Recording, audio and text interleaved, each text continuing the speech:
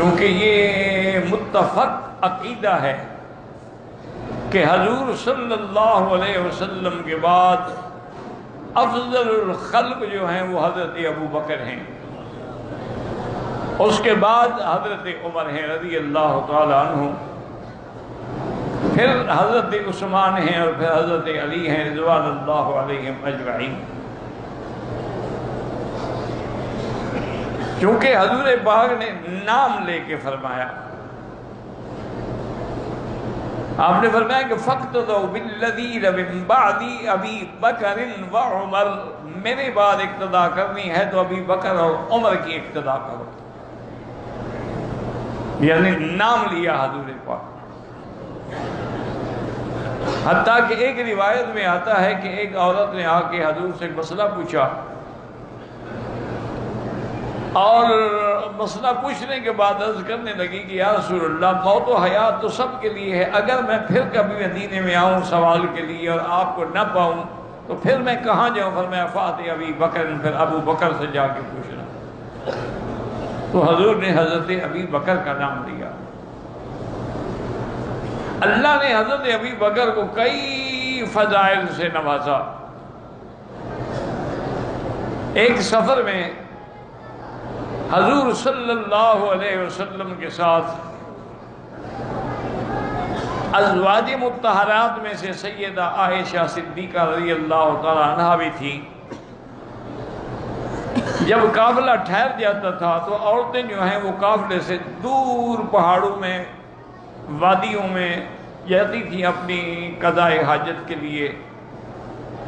اتفاق کی بات یہ ہے کہ بی بی عائشہ جب گئیں تو ان کا گلے میں ہار تھا، وہ ٹوٹ کے گر گیا۔ بی بی صاحبہ نے بڑا تلاش کیا لیکن وہ ہار نہیں ملا۔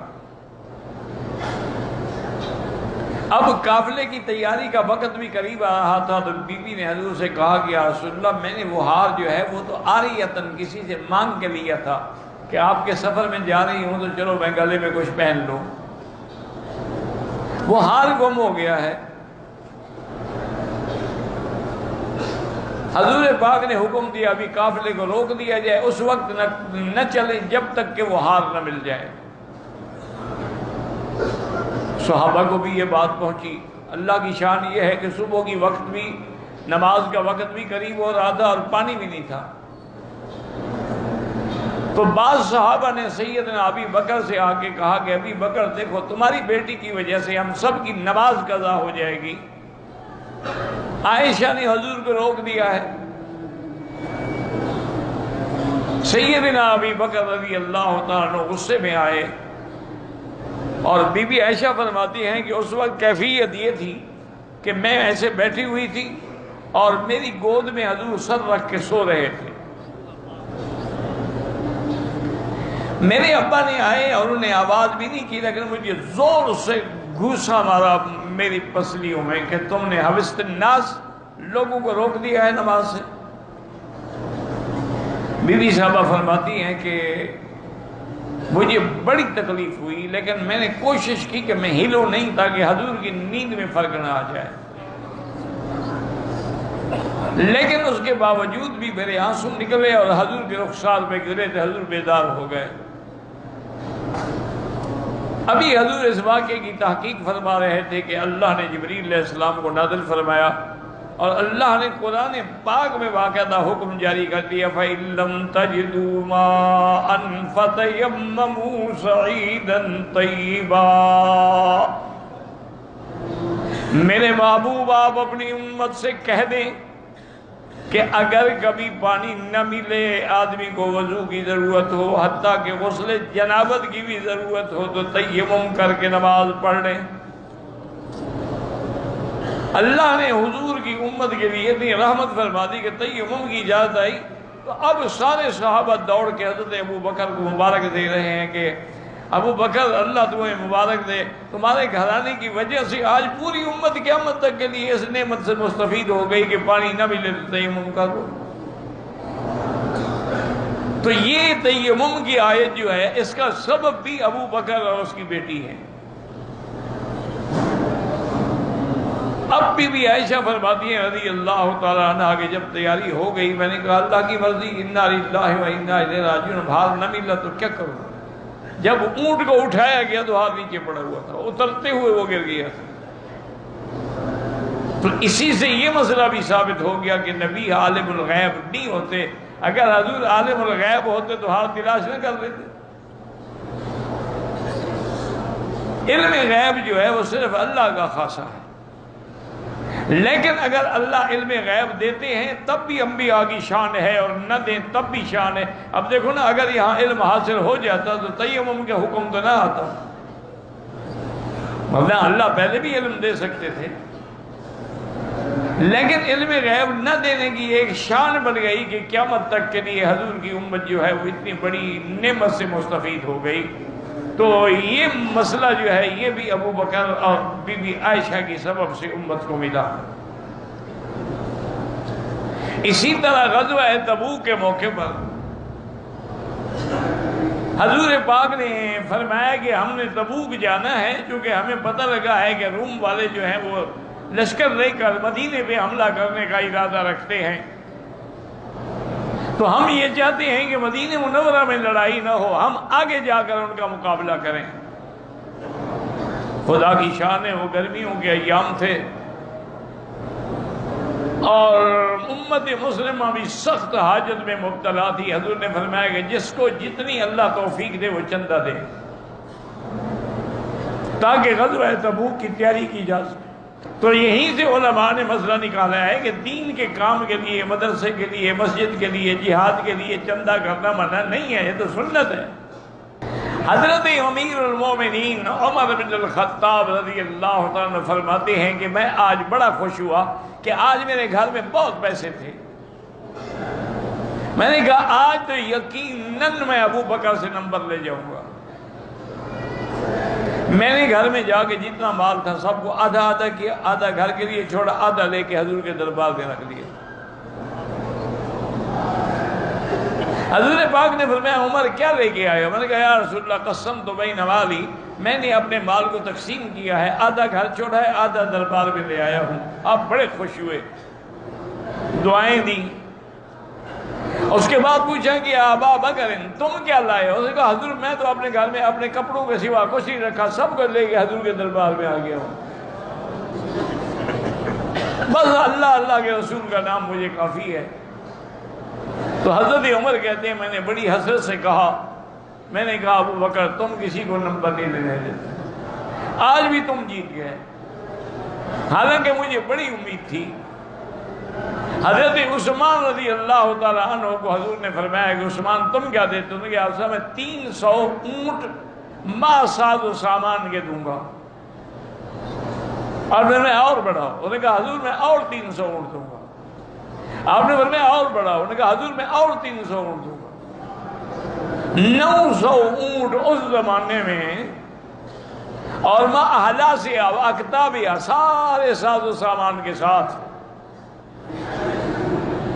اور حضرت ابو بکر فرماتے ہیں تھوڑی دیر گزری کہ حضرت عثمان نے ایک بڑی تھیلی دینار و درہم کی بھری ہوئی لائے اور حضور کی گود میں ڈال دی، اور حضور اپنی گود میں یوں ہلا بھی رہے ہیں، خوش بھی ہو رہے ہیں، اور فرما رہے ہیں ما ضر عثمان ما عمل بعد اليوم، آج کے بعد عثمان تمہیں کسی چیز کا غم نہیں، تمہارے لیے جنت واجب ہو گئی۔ لیکن 900 اونٹ کے مقابلے پر اپنا سب کچھ لٹا دو، یہ مقام ابو بکر کو ملا رضی اللہ تعالی عنہ وارضا، اور کسی کو یہ مقام نہیں ملا۔ اسی طرح یاد رکھیں کہ میرے آقا کی وفات کے بعد کچھ قبائل نے زکوٰۃ دینے سے انکار کر دیا۔ جب آپ کے لوگ گئے نا زکوٰۃ لینے کے، انہوں نے کہا ہم زکوٰۃ کیوں دیں؟ اللہ نے قرآن میں حکم دیا ہے نبی کو کہ زکوٰۃ لیں، خذ من اموالہم صدقۃ تطہرہم بہا وزکیہم بہا وصلی علیہم، کہ آپ ان کا مال لے کے پاک کریں، ان کے لیے دعا کریں۔ اب جب نبی فوت ہو گئے ہم کیوں دیں؟ انہوں نے اس تعویل سے، قرآن پاک میں یہ تحریف و تعویل ہمیشہ باطل فرقے کرتے ہیں۔ اب جیسے دیکھیں نا قرآن میں ربوہ کا نام 2 مقام پر ہے، قادیان نے کہا ہمارے رب کا قرآن کے اندر ذکر ہے، وہ اللہ کے بندے بھی عیسیٰ علیہ السلام کے زمانے کا قصہ ہے، قادیانی کا دادی بھی پیدا نہیں ہوئی ہوگی، لیکن جھوٹے کا کیا علاج؟ اب جناب یہ ہوا کہ حضرت ابو بکر کو اطلاع ملی کہ فلاں قبیلے نے زکوٰۃ دینے سے انکار کر دیا۔ آپ آگے آئے، آپ نے خطبہ پڑھا، خطبہ پڑھنے کے بعد آپ نے فرمایا کہ لوگوں سن لو، جو شخص بھی زکوٰۃ کا انکار کرے گا میں اس کے ساتھ قتال کروں گا اور میں اس کے خلاف جہاد کا حکم دوں گا۔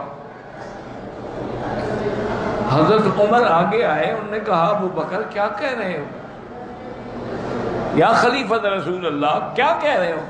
نقاتل اہل القبلہ، ہم ان کے ساتھ قتال کریں گے جو نماز پڑھتے ہیں، قبلے کی طرف منہ کرتے ہیں، ہمارا کھانا کھاتے ہیں، ہمارے ساتھ رہتے ہیں۔ اور حضور نے فرمایا کہ من صلی صلاتنا واستقبل قبلتنا واکل ذبیحتنا فہو منا، جو ہمارا ذبح کردہ کھائے، قبلے کی طرف رخ کر کے نماز پڑھے، وہ ہماری جماعت سے، ان کے ساتھ کیسے ہم قتال کریں؟ زکوٰۃ کا انکار کریں، وہ بھی تعویل سے کر رہے ہیں۔ حضرت ابی بکر غصے میں آئے اور اپنا مکہ بنا کے عمر کے سینے میں زور سے مارا، گھونسا مارا اور کہا کہ اجبار فی الجاہلیت و خوار فی الاسلام، عمر زمانے جاہلیت میں تو بڑا بہادر بندہ تھا، مسلمان ہو کے تو کمزور ہو گیا۔ واللہ لا اقاتلن، مجھے خدا کی قسم ہے میں قتال کروں گا۔ لو منعونی اکالا لقاتلتموہ، اگر ایک زکوٰۃ میں رسی دیتے تھے نا وہ بھی نہیں دیں گے تو میں قتال کروں گا۔ حضرت عمر کہتے میں ہٹ گیا، میں جا کے دیوار سے ٹیک لگا کے بیٹھ گیا اور سوچنے لگا کہ اب کیا کروں، ابو بکر کا ساتھ دوں نہ دوں؟ کہتے ہیں ثم انشرح اللہ صدری کما شرح صدر ابی بکر، اللہ نے میرا سینہ بھی کھول دیا جیسے ابو بکر کا سینہ کھول دیا۔ مجھے بھی بات سمجھ آ گئی کہ ابو بکر سچ کہتا ہے۔ آج اگر کوئی زکوٰۃ کا انکار کرے اور ہم خاموش ہو جائیں، کل کوئی نماز کا انکار کر دے گا۔ جیسے آج کل دیکھیں آغا خانی ہیں، انہوں نے نماز کا انکار کیا ہوا ہے، اور کئی فرقے ہیں، بعد نے 5 کی 2 بنا لی، بعد نے ساری معاف کر دی۔ تو حضرت عمر کہتے ہیں میرے دماغ میں بات آ گئی، میں نے کہا کہ ابو بکر، میں آگے آیا اور میں نے کہا ابو بکر واللہ مجھے خدا کی قسم ہے میں تیری قیادت میں ایک سپاہی بن کے لڑوں گا، تو حق پر ہے۔ ہمیں بات سمجھ نہیں آ رہی تھی۔ تو یہ منکرین زکوٰۃ جو ہے، چونکہ انکار زکوٰۃ جو ہے قرآن کا انکار ہے اور ارتداد مرتد ہے، اور مرتد کی سزا قتل ہے۔ تو یہ منکرین زکوٰۃ کے ساتھ جو مقابلہ تھا وہ بھی حضرت ابو بکر کی شان ہے۔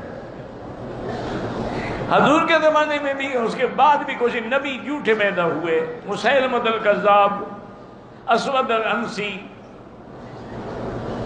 طلیحہ، اسی طرح ایک عورت تھی سجاحہ اس کا نام تھا، اس نے بھی کہا میں نبی ہوں۔ یہ جھوٹے نبی پیدا ہوئے، جیسے آپ کے یہاں مسیلمۃ الپنجاب ہے، اس وقت مسیلمۃ الکذاب تھا۔ تو ان منکرین ختم نبوت سے جہاد جو ہے وہ حضرت عمر نے کیا، حضرت ابو بکر نے کیا۔ پہلا لشکر حضرت اسامہ کی قیادت میں بھیجا اور تمام منکرین ختم نبوت کی طاقت کو ختم کر دیا، قتل کر دیا، مٹا ڈالا، ان کا نام و نشان بھی ختم ہوا۔ تو منکرین نبوت کے خلاف جہاد کرنے والا بھی ابو بکر ہے رضی اللہ تعالیٰ۔ اسی طرح یاد رکھیں کہ سیدنا ابی بکر رضی اللہ تعالیٰ عنہ کو اللہ نے یہ مقام اور یہ عظمت دی تھی کہ حضور نے اعلان فرمایا تھا کہ لا تبقین باب فی المسجد الا خوخۃ ابی بکر، مسجد نبی میں تمام دروازے بند کر دو، صرف ابو بکر کا دروازہ کھلا رہے۔ اللہ کی شان دیکھو، 1400 سال گزر گئے، آج بھی ابی بکر صدیق کا دروازہ کھلا ہوا ہے، کیونکہ حضور نے جو حکم دیا تھا کہ یہ کھلا رہے۔ تو یہ مقام جو ہے یہ بھی حضرت ابی بکر کو ملا ہے رضی اللہ تعالی عنہ وارضاہ۔